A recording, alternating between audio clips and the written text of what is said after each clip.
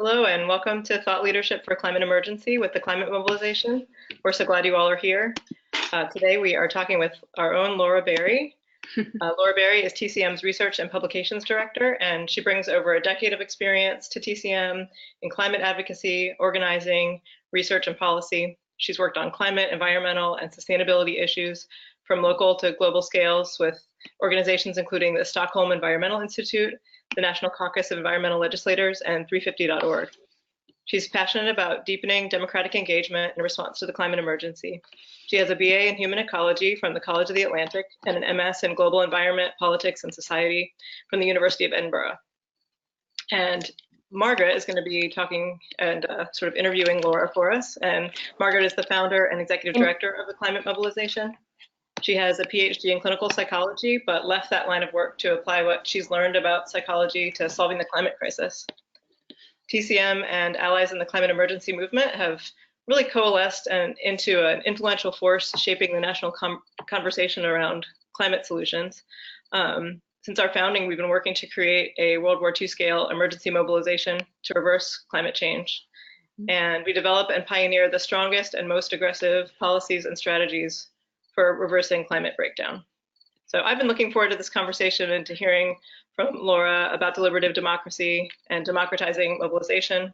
I'll just go over a couple of details for those of you who are joining us about GoToWebinar.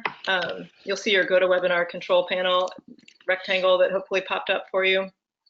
And that is where you're going to be able to participate in the conversation. We'll save the last 20 minutes or so for questions. And you'll see a tab that's called the Questions tab. That's where you can type in any comments or questions that you have, and we'll see it. And then I will go through and call on you and unmute you when it's time at the end of the call for questions and let you know that it's your turn. This call and all of our meditation and thought leadership calls are part of our Mobilizers program. The Mobilizers are our monthly supporters, monthly donors that help keep the lights on for us. That regular financial support is really what keeps us going. And so if you haven't already and you're able to give a contribution, even $5 a month, we'd love for you to visit our website and make a donation to help us out. Thank you so much. Margaret, I'll turn it over to you. Thanks, Marina. And thank you, everyone, for coming, and Laura for being here and sharing your expertise. Absolutely. To frame up this conversation just a little bit, you know, the climate emergency requires such a huge solution that it's not really just enough to talk about policy. We actually need to talk about governance, right? Because one policy, two policies, three policies, whatever, it's not going to be enough. We need so many changes, and how, yeah, I mean, just how does that happen? And one kind of major concern is about centralization of power, right? The climate mobilization is calling for a much expanded role of the federal government from where it is today, which has been really like attacked and shrunk by billionaires and corporations who don't want any regulation or don't want, you know, a democratically elected legislature to tell them what to do. So we're calling for a major expansion of that, and to some degree concentration of power in the executive branch, which is, you know, the fastest acting branch of our government, and typically, you know, the one that works during emergency situations. And there are very rightfully some concerns about that kind of centralized government power. And so I think the participatory democracy side that we're going to talk about today is extra important given those kind of concerns about centralizing power. So Laura, do you want to comment on that kind of frame up? Absolutely. I think that's a great framework, Margaret. I think that, what we are facing right now is a situation where there have been decades of failed sort of efforts through sort of what we think of as typical liberal democracy, the way that we elect elected officials, the way that we push for policies through organizing, through lobbying, through all of the ways that the climate movement and environmental movement for decades has tried to shift the political spectrum so that we are protecting the natural world, protecting local communities from environmental harm. And what we are experiencing right now is the sort of cultural realization that this system has failed us. It has, essentially failed to acknowledge the harm that has been done to marginalized communities because of climate change through fossil fuel extraction. It's failed to acknowledge their voices, failed to provide forums within which people who are concerned about the climate crisis can actually express themselves, express their political opinions, be represented in government. And so what the climate emergency and the level of response, the climate mobilization response that we need in response to the climate emergency does is provides us the opportunity to start rethinking not just the kinds of policies, what we need to do, implement 100% renewable energy. Great, but how we get there, how we make those decisions as a society to create that democratic mandate for those huge shifts that we need is another conversation that we have to have. That's such a, like you said, an integral part of an emergency response. And that's, for me at least, where participatory democracy, deliberative democracy, all of these alternative sort of structures to decision making come in. So. Yeah. The failure of the status quo policymaking system cannot be overstated. I mean, emissions are going up, right? I mean, it just hasn't worked. Absolutely. And not for lack of interest. I think it was earlier this year that I think it was the Yale climate science group that does polling. It showed that 6 out of 10 Americans are really alarmed or concerned about climate change. And that is a majority that has been growing over the past years as people recognize this issue. But it's not represented in government. It's not represented in the actions and the policies that even our presidential candidates right now are talking about. And so the scale of public opinion is not actively represented right now in our, the ways that we elect our public officials, the ways that those public officials then supposedly carry out the public, will or the public mandate through creating legislation. And a lot of that has to do with accountability and the fact that our elected officials aren't necessarily accountable to the people who put them into office. They're accountable to their donors. They're accountable to the fossil fuel industry in a lot of senses. So, generally, sorry, let me just pull step back, because what you're saying is true on climate, but it's actually true on like every issue. Absolutely. I mean, the American public is pretty liberal, but it's because of the Senate and gerrymandering and the Supreme Court and all these and billionaire Koch brother donors and whatever, that the Congress is so much more conservative than Americans. Absolutely. Right. And I think that, I like to talk a lot about voting, at least in the American system. Folks seem to see voting, every few years, whether it's, specifically for congressional candidates, but also for president. That's the major democratic event in this country. Is every 4 years is the political, the entire media focuses on it. All of our political discussions at the dinner table focus on the presidential election, when in reality, democratic engagement is so much broader than just voting in every 4 years for one individual who, yes, has a lot of power, but doesn't actually have legislative power. And I think that civic engagement as a whole in the climate conversation is something that we've overlooked. We can mobilize hundreds of thousands of people and march on the streets, but what does that do when it comes to actually influencing politicians to change the way that they vote in Congress or in their local governments and their local legislatures, or the kinds of policies that they write? There has to be some sort of connection between the public will and the legislators besides voting, because we can threaten to vote them out of office, but that may or may not happen depending on who else is trying to support them in office. And so I think that there's a lot of room to talk about how to expand democratic, tools for democratic engagement, especially around climate, because it's so vital for us to get this right, especially in this such an emergency situation where we are talking about the need to completely change our economic and social systems, that democratic engagement is a core tenet of that in order to ensure a just transition and to make sure that people are not just surviving but thriving as a result of this climate mobilization that we're calling for. Okay, so one of my big introductions to participatory democracy was through Extinction Rebellion. Mm-hmm. Here on the back here, I've got my Extinction Rebellion flag and climate mobilization patch. And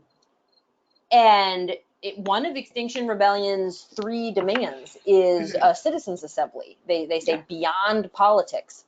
And this was the first I had ever heard of this concept called sortition, which is governance by random selection rather than election. And it's kind of at first sounds like wacky, but upon learning more and reading about it, it really, it has a firm basis in history as well as applications now. Absolutely. So could you start by talking about what Extinction Rebellion is demanding and some of the ways that participatory democracy have been used in the climate policymaking process in Europe? Absolutely. So, and just a little bit of my background, I actually did my master's degree, I think Marina mentioned, in Scotland. And actually, while Extinction Rebellion was getting started and working on, sort of creating these demands around this concept of a citizens' assembly, or a, sort of as you mentioned, Margaret, a group selected of a populace by random selection, rather than electing a legislative body. So you think of Congress or you think of your local officials. This would be a randomly selected representative group of basically, in the UK specifically, of Britons who would deliberate on this climate emergency that we're currently in, and to essentially elevate the voices of the average everyday person, provide them with the resources that they need in order to understand climate change, climate science, climate policy, what our options are for moving forward, and provide them with the time, the space,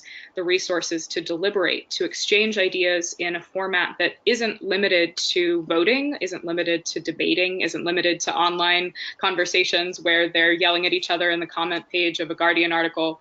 It's a very deliberate, created space for average individuals to discuss and come up with solutions to a really complex problem. And this idea is not new. The participatory democracy, deliberative democracy, local engagement, these are things, especially in Europe, that have long sort of institutional histories. Specifically, you can think of Denmark and very participatory engagement in local municipalities. You can think of in Scotland the planning processes that have lots of citizen engagement from the very beginning, where open comment periods on changes to public roadways or any sort of building project. There are always these what I like to think of as avenues for people to have their voices heard within a political process, within decision making. And so for Extinction Rebellion, going back, I think that there were a number of activists who were really savvy to the fact that this is fairly revolutionary when it comes to climate change, that in the UK specifically, the parliamentary democracy that they have does not necessarily, in their view, represent the opinions of everyday people from the UK. And so the only way to get away from, elected officials who may be elected by people, but a small subset of people who don't necessarily represent everyone's views, would have to be basically supported by and pushed by a group of citizens who would be able to give a better and more accurate reflection of what Britain actually wanted on climate change. And so Extinction Rebellion, I think in April over Easter weekend, had quite a big, it was a big action pushing the UK government to adopt this concept of a citizens' assembly, to create one to specifically, I think, focus on their decarbonization by 2025 target. And since then, the UK has announced that they will be holding a citizens' assembly process on climate change. Specifically, I think it's their 2050 deadline, which isn't particularly great, but it is something. I think it's definitely the fact that politicians are recognizing that this is a change. This isn't demanding for 100% renewable energy. This is demanding to change how government is representing the people, essentially, in this debate on climate change, and recognizing that there is also value in allowing the populace to express their opinions, to express what they think is necessary in order to push for the kind of mobilization that we need. So there's a long history, and we can talk a little bit more about the different types of what are called mini publics. So a citizens' assembly is an example of a mini public, essentially a group of people that represents the public as a whole. So citizens' assembly are one. There are lots of other deliberative democratic innovations that are used and talked about in theory to expand this democratic access points essentially to governments.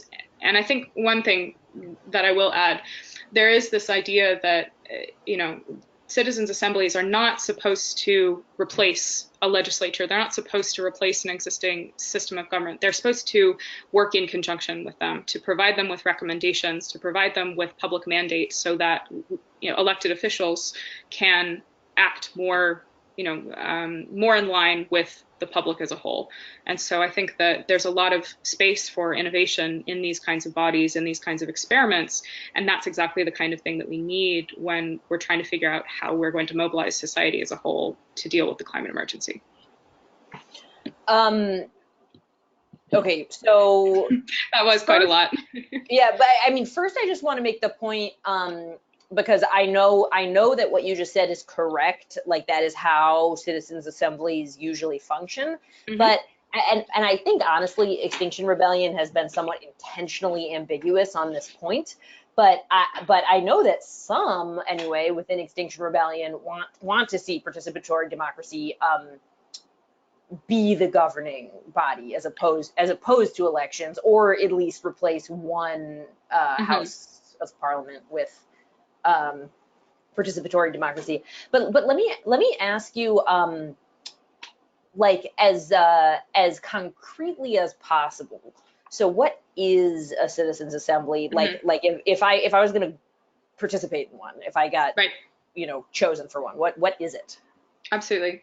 So a citizens' assembly is a randomly selected or representatively selected group of people from a designated place, say a country or a state or a town, that is selected specifically to deliberate on a particular topic. So in this case, the climate emergency.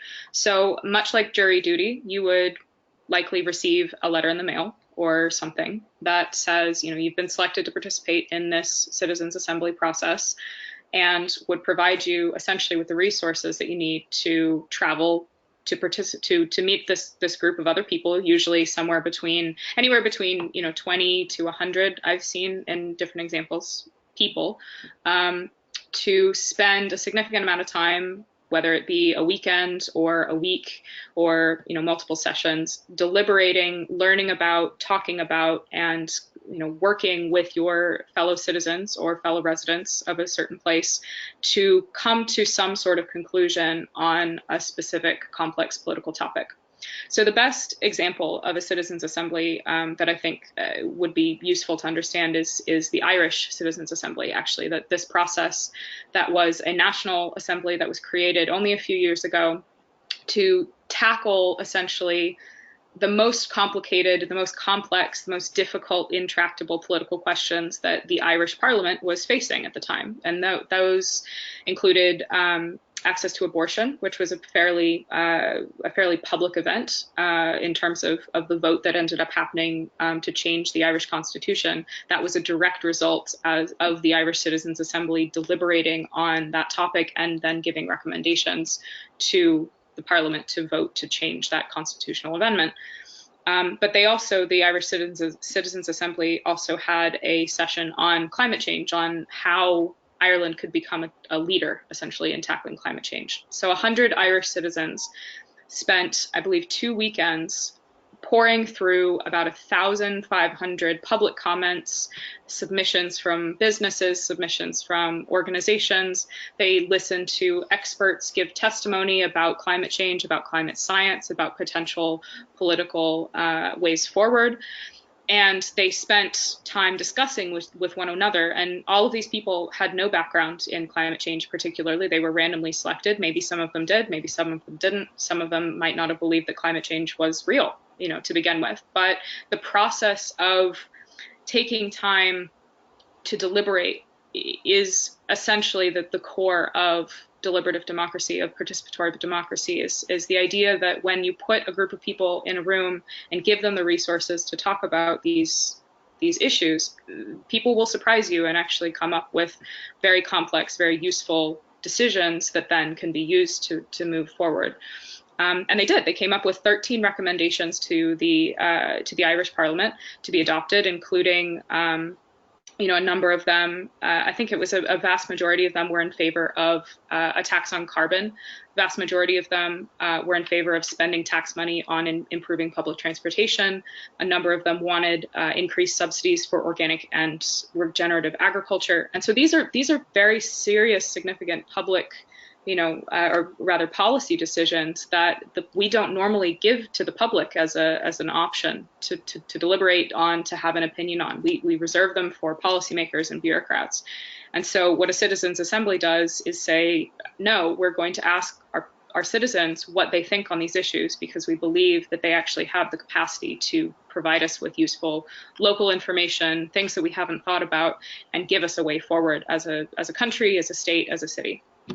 I think that's about it. Yeah, I think there's different, like I've said, there's different methods and there's different forms of citizens' assemblies. There's citizen conferences, deliberative polling, which is specifically focused on voting, but with a process of deliberation beforehand. And so there are different ways to generate these recommendations and sort of ways forward. But all of them are predicated on that assumption that citizens actually do know what they want and what is good for them and what is important. Yeah, so one thing that struck me when I was reading some of the articles that you sent me to prepare Mm-hmm. was the idea that, as you said, deliberation and listening and reflection are considered really key elements. That I thought that was very interesting because I mean, as you said, we have voting, and then we also have, everybody has their opinion and everybody, expresses it on social media. And that's kind of like most of our political engagement Mm-hmm. right now. Like, I mean, obviously I wish for some people it's deeper. They're organizing, they're in a civil society organization working to create change. But I mean, there really isn't a space for that kind of reflection and like collaborative problem solving. Absolutely. No. And that, I think, was when I first was starting to work on deliberative democracy and do research when I was in Scotland. That was really what struck me, is that you're right, we don't invite citizens to participate in their own governance. We talk about democracy as, the system that we've come up with that is the most fair, the most just, the most representative system of political decision making. And in many cases, I believe that's true, but I think that our definition of what democracy is has become so narrowed that we forget that it is actually possible to change the ways that we decide about things, and especially when confronted with these massive issues that the climate emergency presents us with, that we almost have a responsibility as citizens. We talk about citizenship, or we talk about being part of a community, and as a global community, we have this responsibility to work together and to try to actually come up with, like you said, work collaboratively on these issues. And part of that is that collaborative work does happen within, like you said, civil society organizations and nonprofits and organizing, but oftentimes there's no venue, there's no, pathway for that work to actually be transmitted into policy or given to policymakers and said, told this is what your constituents want and you should be held accountable to that. Whereas, a state organized deliberative democracy process, whether it's just one citizens assembly or something else, is a very public way to state, this is us listening to you as our citizens, as our community members, as parts of parts of this town or the state. We want to know what it is that you feel is the most important way forward. And one thing that I find extremely compelling is that these kinds of assemblies have credibility. Absolutely. The public, because they're mini publics, Mm-hmm. people feel represented, and they're not bought off by big oil or whatever. That what their decisions actually have a kind of gravitas and kind of command respect. Absolutely. And I think that, providing, there's a lot of opinion polling on climate right now, and that's usually what media coverage is focused on. That's usually what politicians are, care about, but they use that polling as a proxy to understand the public's views. And oftentimes that polling is very restrictive. It asks questions that, may or may not actually reflect the depth of an issue. And I think that, to give that opportunity for people to speak their minds and collaborate and put out a report or put out recommendations or somehow, state very clearly this was a democratic process and this is what we have decided. It's a lot harder to actually push back on that, to have, stagnancy in government, for a government to argue, actually, no, we don't need to take action faster than we already are, despite the fact that, a population, our population has stated otherwise. That's very, very difficult for politicians to actually be able to say with a straight face, which then also provides resources, provides an impetus for electoral organizing, for voting them out of office if they're not able to actually live up to what their constituents are demanding of them. So it is a very integrated process. Much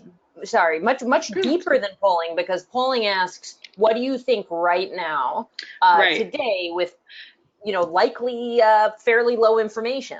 Exactly. And that is such a huge component of deliberative democracy, is providing access to information. So, in a citizens assembly or in some sort of deliberative participatory process, people have access to information. And of course, it depends on who's giving that information, but understanding that not everyone knows about climate science. Not everyone has had the opportunity to really think about what a carbon tax is or what, a mobilization is. Providing them with those resources, really dedicating the time to giving them access to information, and then giving them the chance to get feedback, provide their opinions, revise their opinions as they talk to other people, is an incredibly valuable experience that right now, I think about this all the time with the DNC presidential debates, is that we frame our political discourse as debate. It's about winning. It's about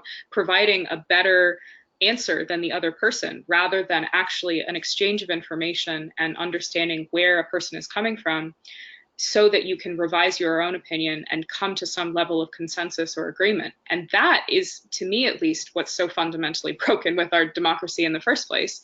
But that deliberative democracy starts to sort of fill that gap of what people really want, which is to understand and to work together and to come to some sort of solution.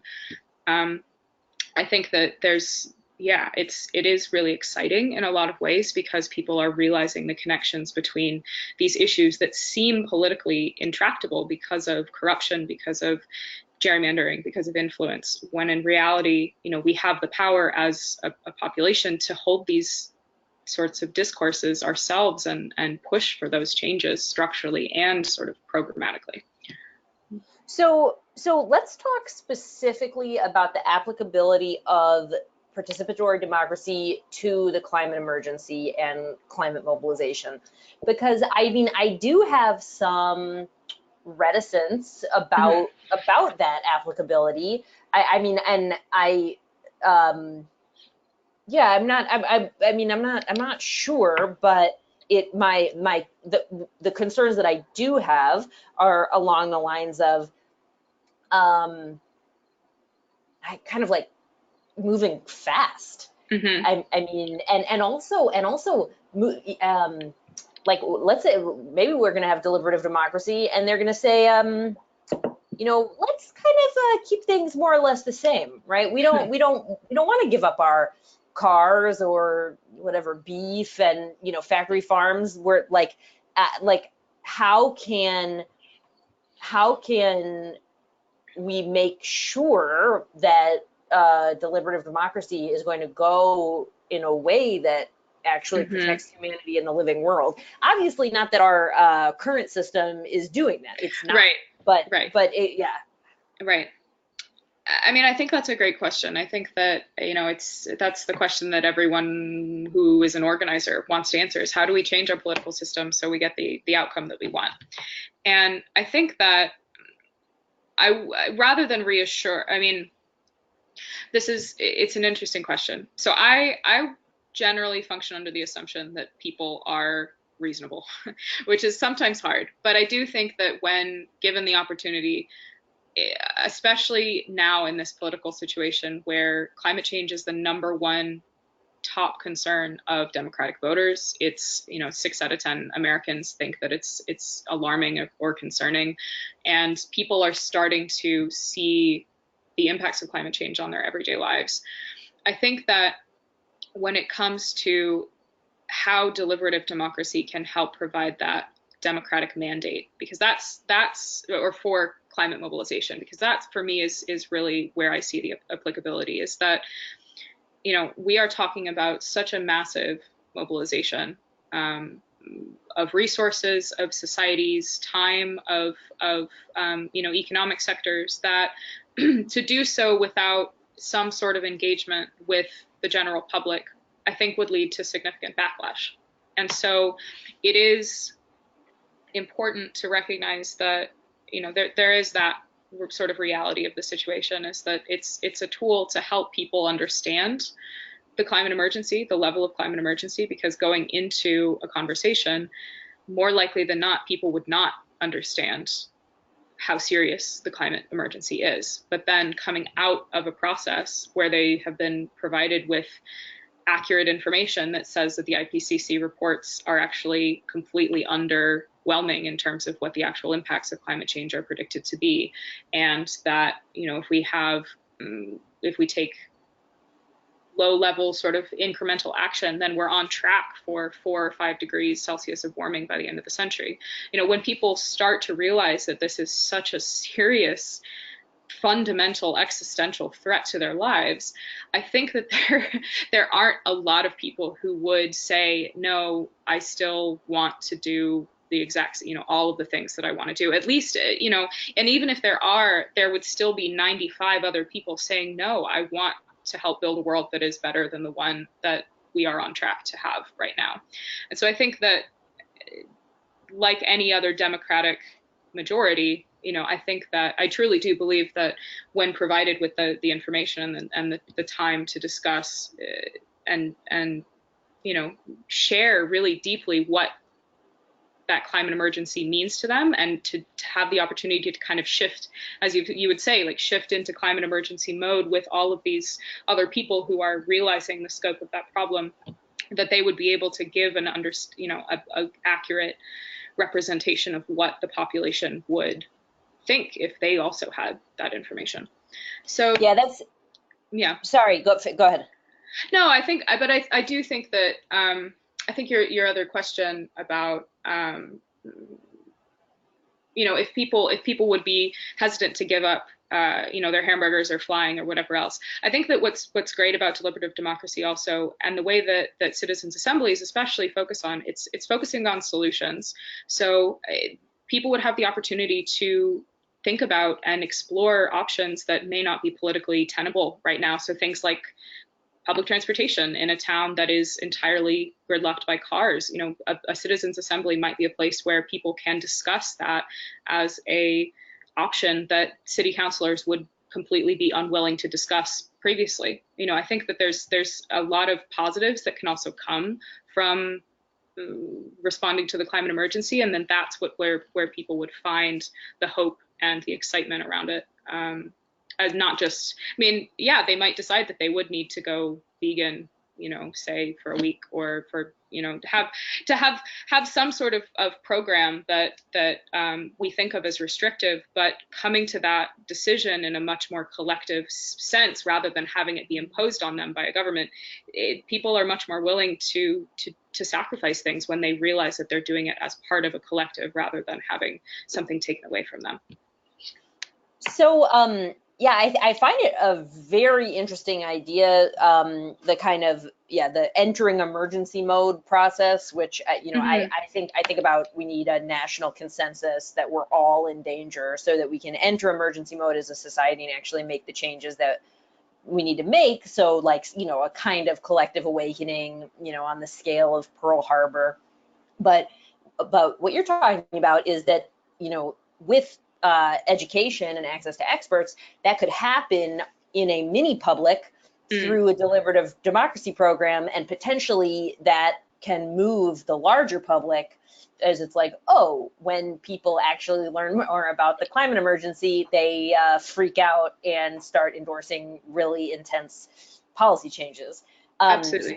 So that's a really interesting idea. But what about having participatory democracy that is based on a climate emergency, climate mobilization framework? So it's like, welcome to the deliberative democracy. We know we need to get to zero emissions in 10 years. That's baseline. We know that has to happen. So how are we going to do it? Yes, and that I think is actually even more of a compelling use of deliberative democracy as a tool. As as TCM, we've been working on the climate emergency campaign for years. I think there's 960 governments, local governments around the world have declared a climate emergency, and the next step for them is, they have said in no uncertain terms that this is an emergency situation. This is not business as usual. What is it that we have to do in order to respond to this? And to me, at least, one of the next steps is to start planning around what to do. And part of that planning for this emergency response is engaging the public. And from the local level all the way up to the national level, hosting these kinds of deliberative conversations, whether it's citizens assemblies or town hall meetings or open comment periods and consultations. What governments should be doing now is reaching out to their citizens and saying, what is it that you think needs to happen? What is it, given we know we have to get to zero emissions by 2030 and we need to protect our waterfront from hurricanes. We know that we need to make sure that folks are able to get to work even when there's storms. We need to make sure that everyone has access to clean water. What is it that we can do as a community to come together to prepare for these things and also to drive down carbon emissions really radically? And what people come up with, and this has been shown time and time again on, sort of case studies of participatory democracy, that people come up with really interesting and very locally specific, very implementable solutions to these problems. And what's great about this is that oftentimes in bureaucratic governments or legislatures, the political window of possibility is so small because of sort of what's politically acceptable. Whereas, I think that there's a lot more there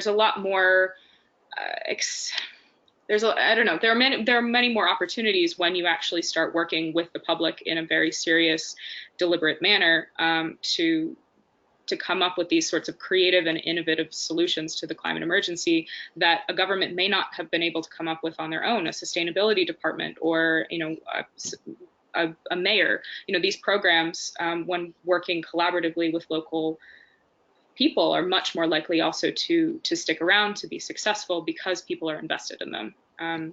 So I think that honestly, declaring a climate emergency is oftentimes step one. And then step two is figuring out, how are we going to do this? How are we going to mobilize as a society together?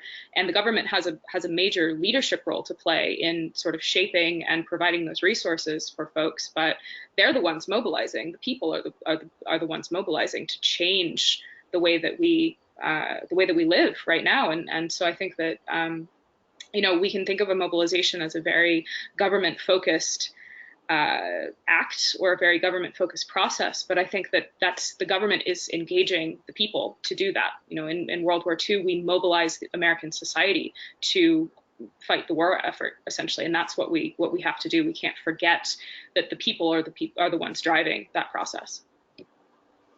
So in terms of levels of government, how might this play out? I know there's many different possibilities, but let's say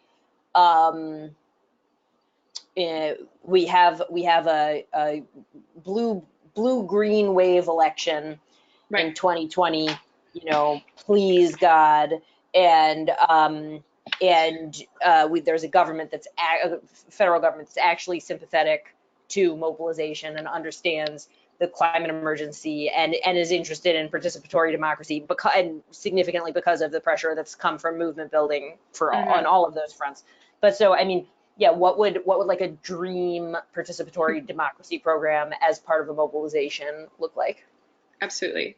Well, I think what you pointed to before is that speed really is of the essence. We have, I think that it's somewhat useful to think of, the 10-year time frame. We know we have to decarbonize our society by 2030. And so really from day one, recognizing that essentially the federal government has to take the lead on engaging with the American public on a scale that hasn't been done since World War II, and possibly not even then. I think that essentially the way that I sort of think about the power of deliberative democracy and participatory democracy is that it really does come from the bottom up, from the local up. I think that sortition originally started as a concept that was to help empower local governments more when it came to, setting their own path.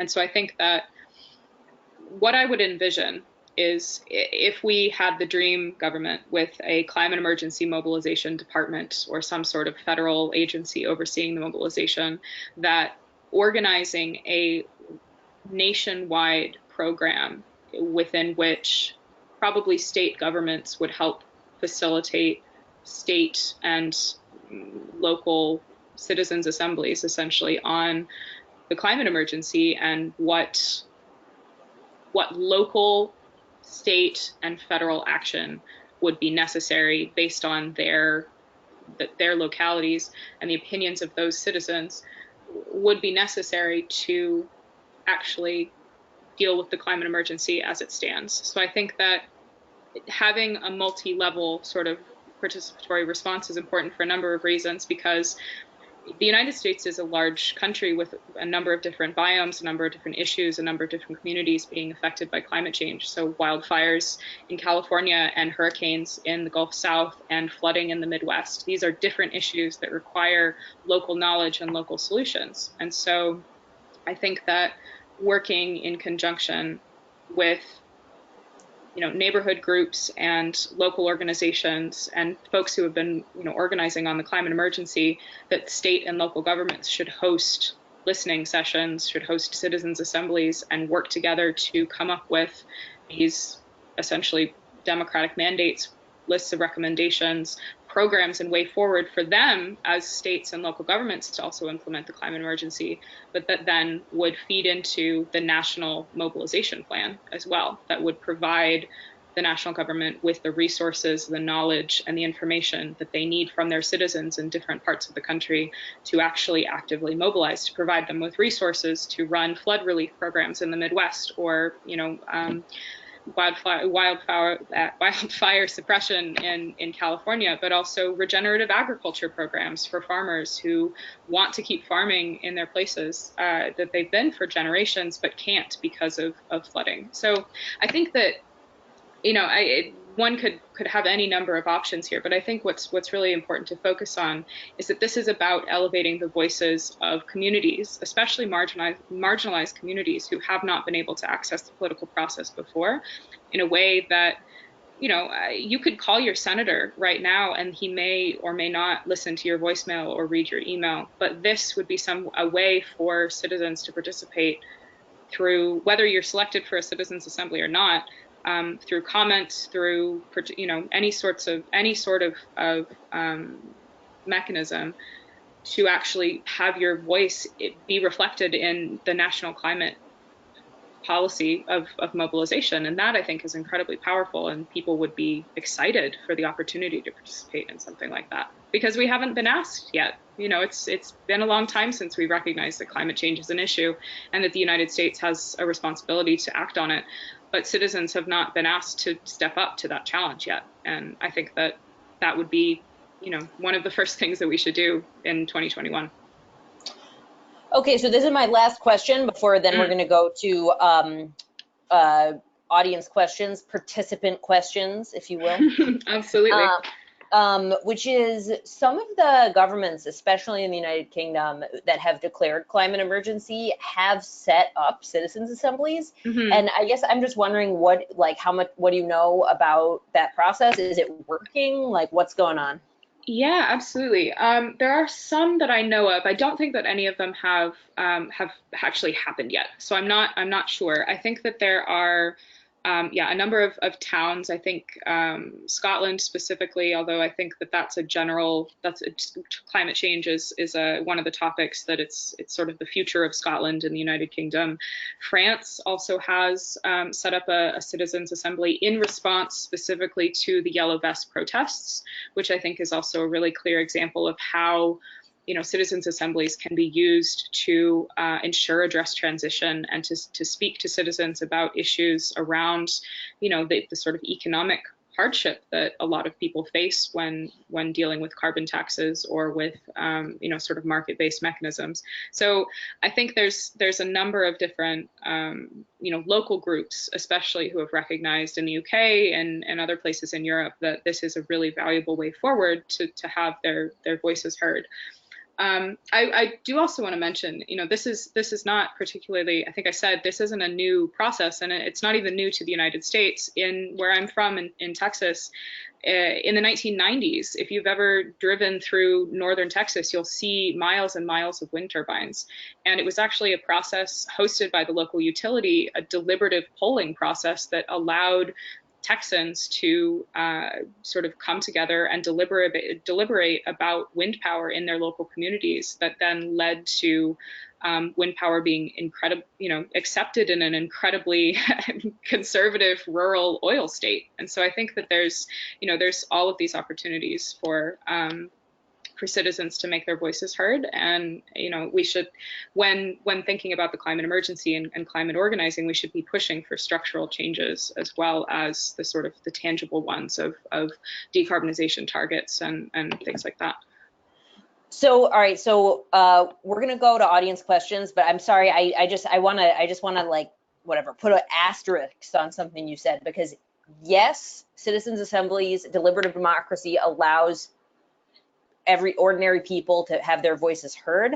But again, the thing that I think I find most compelling about the process is because social media, right? You're like talk, everybody's talking all the time, right? But it's not just about that. It's also about listening and thinking and revising your opinion and like whatever. It's a much wiser process. Right. And I think that's the thing. It's deliberative. So we are, deliberating on a subject. We're not debating, we're not discussing, we aren't explaining, we aren't presenting, we are deliberating on, honestly, the biggest existential threat that our civilization has ever faced. And so it is incredibly important for us to understand where we're coming from, why people feel the way that they do. And I mean, I think that there's plenty of people who may or may not, or who may or may not agree because they want to write off people who don't believe in climate change, for example. But for me, coming from a deeply conservative place, I think that there are people who want to be able to talk about climate change and want to be able to see and understand the issues better, but they are prevented from engaging in that political discourse because of the way that we talk about these issues, because it's relegated to the comment section on social media or to Twitter or to a debate rather than an actual open, honest discourse. So I think that I definitely agree with what you've said, Margaret. The power of deliberative democracy comes from its honesty. It's really radical honesty in the face of complex political questions that we're saying, okay, our politicians are unable to deal with this. What is it that we can do as people who this issue is affecting? What is it that we can do together, that we can come up with together, that then we can help, assist and co-create policies and programs with our elected officials, not just sort of let them do all of the work and then we'll live the life that they say that we'll live. So it's very empowering in a lot of ways as well. Yeah, I think I'll leave it at that. All right, awesome. So we'll take some questions from the callers, and you have a chat box where you can put in your questions. Mm-hmm. And Marina will help us. Yeah. Thank you, Margaret, and thank you, Laura. I think in the interest of time, I might just read the questions. So we have a question from Art, and he'd like to know, how does decision-making work within a citizens' assembly? Is it majority vote, consensus, other? Mm-hmm. And I'll get to the second part after you answer that. Great, that's a great question. There are some citizens' assemblies that do function using voting. So after a period of deliberation, a set of questions essentially is asked to participants, and those questions might have been asked at the very beginning, and then they've just sort of discussed and deliberated on those topics, and then they vote at the end, essentially to provide an understanding of where different people are on the subject. And so that's an example. For example, the Ireland Citizens Assembly used that process, and that's a really good way when talking about very specific policy recommendations. So, should the UK do X, Y, Z? That's a good way to get an accurate reflection of how people would vote if presented with that question.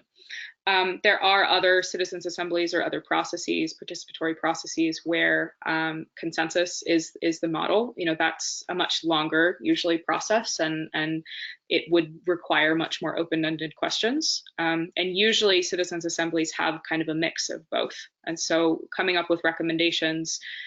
Say, for example, if there were an assembly on how should the state of California respond to the climate emergency in a moral and just way, that would be a much broader question that then a group of citizens or representatives, individuals, would deliberate on and come up with recommendations collectively on. So I think there's both, essentially, multiple different ways of decision making. Okay, and the second part of the question is, does the assembly have any legally binding authority, or is it usually just a recommendation? Right, so that's my other favorite question. Because it does, it's fair to say that the biggest critique of citizens' assemblies, of deliberative democracy in general, is that it isn't a legislative body. It doesn't have necessarily the legal ability to pass policies into law. But I would say that, as we've recognized also with the climate emergency declarations, is that the power of really, really strong statements coming from a representative body of citizens is not to be denied in terms of its ability to push the political discourse, to spur action. And so I think that when it comes to citizens' assemblies, at least none that I know of, have been set up as another branch of a government, because that would be essentially what we would be doing if we were to give the legal, the power to draft legislation to a group of citizens. So no, there isn't a legal, sort of responsibility or any legally binding nature of citizens' assembly recommendations. But if this was a process that was publicized very heavily by a government, that was, presented in a way that was to say, this is how we will then proceed to do, based on the recommendations of the Assembly, we will vote on these pieces of legislation. The political backlash to going against the will of the populace would be immense, I can imagine. And so I think that it doesn't have to be legal to be strong and to be meaningful, I guess, is my response to that. I want to just add to that, because Laura's right that that's kind of how these concepts are working today, and what is kind of politically possible right now. But again, with Extinction Rebellion, or I mean, it's not impossible that citizens assembly could become a branch of government. And right. like one recommendation that I've heard is you could have a hybrid. So like the House of Representatives could stay by election, but the Senate could be by sortition. Right. So that, for example.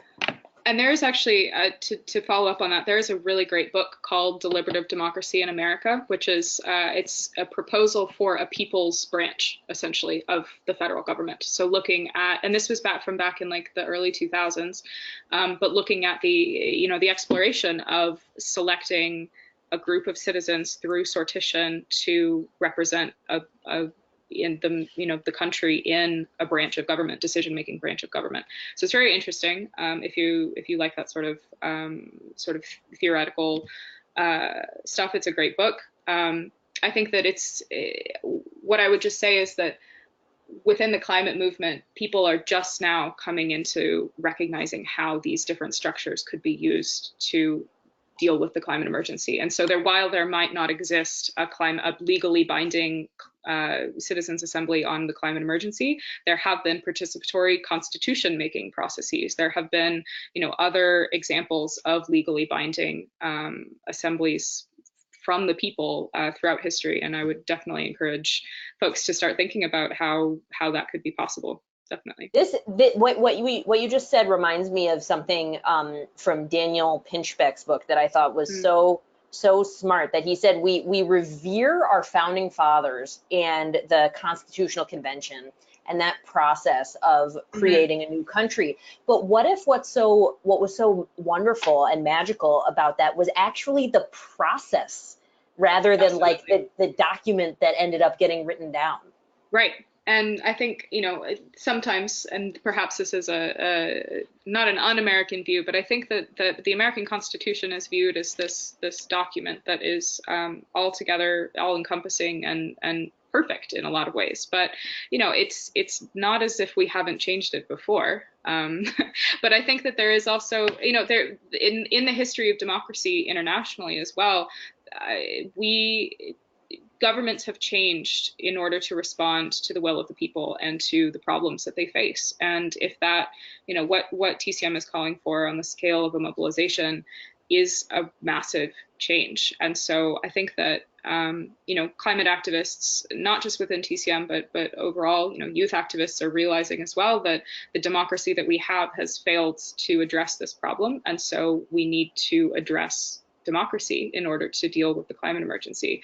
And I think that fundamentally opens up a number of avenues for experimentation, for deliberation, for public engagement on a scale that we have not seen in this country for decades, or even since the country was founded. I think that you could probably claim that. Great, thank you. From Harry, he's wondering who writes the questions for citizens' assemblies? That is also a good question. So usually, at least in the case of the Irish Citizens Assembly and a couple of other ones that I know, I didn't even get to talk about LA, but so essentially, usually citizens' assemblies are a dual process between a local government or a federal government, some sort of state agency, and usually a local some sort of local organization, whether it's a neighborhood council or a local group that has been working on an issue for a long time, or a university, some sort of nonprofit third-party group, as well as the state. And so the process for actually designing a deliberative process is very collaborative. Usually there, I think in terms of who writes the questions really does depend on the specific process, but I think that it is a collaboration between the hosting organization and whatever partners that they're working on. I think that there are specific examples of sort of affiliated research groups, sort of government affiliated research groups that have run these kinds of processes before that I'm familiar with, specifically in Scotland but I think that who writes the questions is really, really important, because if you have a citizens assembly sponsored by Walmart or by Exxon, that's not going to be something that you're looking for. And although who knows, if that were to happen, perhaps the citizens would revolt and write their own questions. But relatedly, who decides which experts can come? Again, that is a process where you really have to have a collaborative effort between local groups. I think that local groups and a government that is willing to host an assembly. I think that there are a number of organizations, sort of consultant groups essentially, that have run participation processes, town halls, et cetera, before that specialize in designing these processes. But I do think that understanding and identifying the partners to participate in these, you really do have to shape you have to hold each other accountable, but then citizens themselves, the people who are pushing for these processes to get established, a citizens assembly to get established, have to also hold governments accountable to working with, say, a local coalition of environmental groups that cares about the climate emergency, so that the kinds of questions that are asked are the ones that need to be asked, that need citizen input. I know that's a bit of a non-answer, but I think that, it really just depends on the situation as well. All right, so let's take one more question. And then you said you wanted to talk about Los Angeles. So let's give you a couple minutes to do that, and then we'll say goodnight. Thank you. Okay, from Marco, in the beginning you were talking about Extinction Rebellion, Laura, and in the UK, and he would like to know how Extinction Rebellion managed to get the UK government to accept and hold a citizens assembly in such a short period of time, and how can we reproduce this in the US? You've got 2 minutes. Okay. They organized. They organized and they occupied London, essentially, is the short answer to that question. So Extinction Rebellion in the UK has been incredibly effective at sort of nonviolent civil disobedience in terms of organizing mass numbers of people to shut down cities, essentially. And I think that is another way that this question of policy advocacy, organizing, and civic participation are these three interlocking parts of how we push our society and our politics towards a climate mobilization, that it's really important to organize around these issues and to have strong local leadership to do that. So I think that it essentially was a direct response to organizing in the UK around occupation. And so I think that in the United States, especially, for example, with the youth climate strikes that are coming up, and other examples of folks organizing in the climate movement that have been building power for decades and are now sort of realizing that we have an immense amount of power, that holding our elected officials accountable by demanding that they listen through these sorts of assemblies, through setting up these processes for us to discuss and to have our voices heard, and also to provide that democratic mandate, is the way that we move forward in the United States. I think that in terms of replicating the success really just comes down to collaboration and knowing that we're all fighting for the same thing, which is a response that's actually going to address the problem. I want to just say a couple of things. So both in the case of the UK and in France, the protesters created a real crisis for the government and made them feel the way that we already feel, which is, wow, they really don't know how to handle this. They don't, like, what are they doing? They don't, they don't have any idea.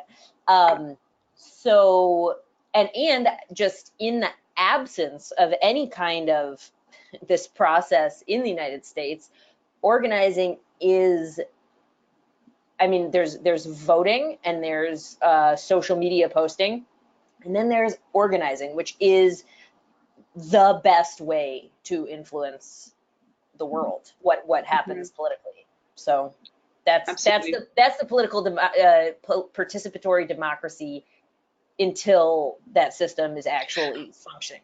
Absolutely. And I just on that, I think that civic engagement is something that I think a lot about, and how in the United States around climate change, we organize in spaces that government has not invited us to participate in. We have created those spaces for us to demand, to deliberate, to discuss, to develop solutions to the climate emergency, to housing crisis, to economic injustice, all of these things. The rich organizing history of the United States, in fact, is because our government is not necessarily responsive to our demands as a population as perhaps in other governments. So I think that, when we talk about civic engagement, when we are talking about expanding the spaces in government that we have been invited to as a population, as citizens, but we have been participating, we have been, discussing and making our voices heard, but through spaces that we've created ourselves. And now we're demanding a space be created for us, essentially, in our government to deal with the climate emergency. I think I wanted to talk a little bit before we go, for folks who are able to stay on, a little bit about our work in Los Angeles, because this is a really clear example of local organizing and local coalition building leading to really fundamental changes in local government around climate change and how the city itself has responded to the climate emergency. So our policy director, Ezra, has been working with the LEAP LA coalition, which is a coalition of local environmental justice groups in Los Angeles for the past few years to develop a campaign around establishing a climate emergency mobilization department in Los Angeles. And this is something that is, pretty revolutionary in terms of changing the city government structure. It's an entirely, the proposal was to create a local department within the city to oversee a mobilization, essentially a climate emergency mobilization process, everything from decarbonization to emergency response, on climate change to, with oversight over the city. And this proposal had been pushed back and forth within city council and eventually passed just recently this year. And LA has created it's the Office of the Climate Mobilization Director. So it's the first city government in the world to actually establish a new position, a new department, a new office around the climate mobilization and the need to mobilize around the climate emergency. And what is so special about the CEMD, the LA project, is that it was driven by the LEAP LA coalition and also has built into it basically deliberative democracy structures. So the first one is specifically around marginalized communities in LA. And the major proposal that was recently passed and funded was to host a series of community assemblies across the city in marginalized communities that had been harmed by extractive industries, by fossil fuels, by climate change. That would be hosted essentially to start developing the program for the Climate Emergency Mobilization Department.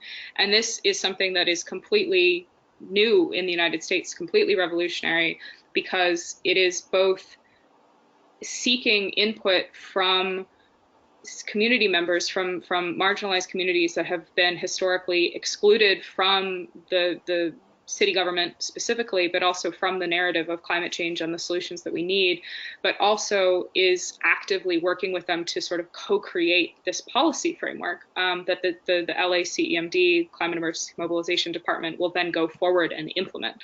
And so I wanted to bring it up just because I think it's a really great example of how local governments can lead the way in these sorts of structures and in changing the structure of local government to be more representative to their citizens, and start mobilizing before states, before nations, before the world does, because at the local government, at the local level, there's still so much that can be done to prevent the harm of the fossil fuel industry and to start working with citizens to actually start the mobilization. And I just think it's a really great example of participatory democracy and the climate emergency in action.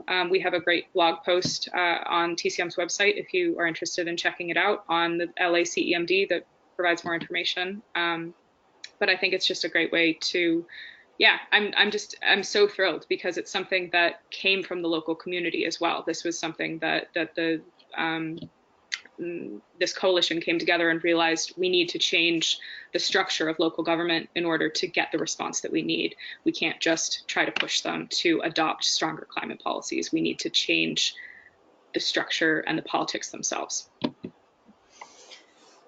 All right. Well, thank you so much, Laura. I feel edified. I'm glad. I imagine the callers do too. But before we go, I want to give one more plug for becoming a mobilizer, which is a monthly donor. By doing so, you support the work that Laura's been talking about in terms of research and development and organizing and climate emergency declarations and citizens assemblies and community consultation. And I guess this is no surprise, but I really think we do great things with your support. So, Absolutely. All right. Thanks again and good night. Great. Thanks, everyone. Hey, Laura, before you go, would you say the name of that book that you mentioned again one more time? We've got a couple yes, it's Deliberative Democracy in America, a proposal for a people's branch, I think is what it's called. At least the first part of it I know is right. A popular branch of government, sorry. Deliberative Democracy in America, a proposal for a popular branch of government. Sorry, I would actually go as far. Laura sent me some really great articles and PDFs and stuff. I think we should send those out to the attendees here. Absolutely. So that people can read more if they would like. Yeah, that sounds great. Well, thanks everyone for coming. Have a good night. Thank you. Great. Thanks, Marina. Thank you.